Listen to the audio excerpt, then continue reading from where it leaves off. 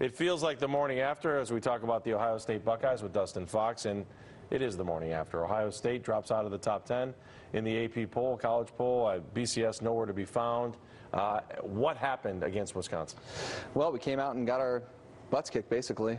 From the opening kickoff, they ran the opening kickoff back 97 yards and came out. We went 3 and out, and they pretty much came out and ran the ball down the field.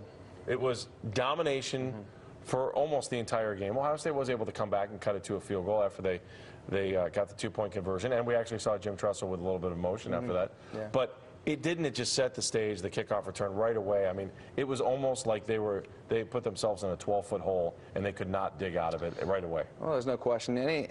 Anytime you go on the road, for one, especially Wisconsin, an opening kickoff run back for a touchdown is almost like an instant momentum game changer type play for the Badgers, and it was tough, and we really, I don't think, could overcome that. How about the 12-man in last night's game? I mean, it is such a hard place to play.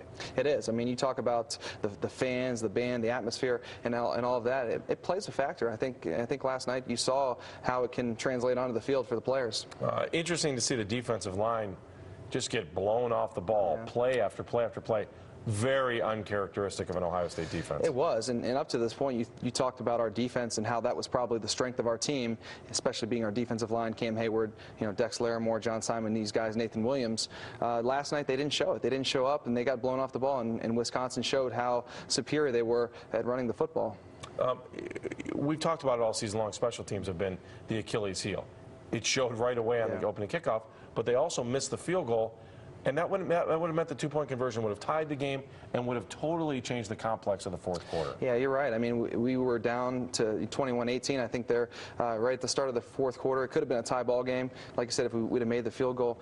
And what's funny, Andy, is you talk about special teams. This was a game where I thought coming in we had an advantage in special teams. Wisconsin's kick coverage was ranked almost last in the nation. Kickoff and punt was down in the 90th, like they were ranked, I think, 90 or 91 in the nation. So we just didn't show up. Can you talk about playing on a Jim Tressel team that has to play from behind? Is it any different? I mean, you would think the persona of Jim Tressel is everything is the same all the time, but for some reason, when this team gets down on the road, and those Saturday night games seem to cause problems for Jim Tressel teams. It's tough. I think a lot of it comes down to play calling. I think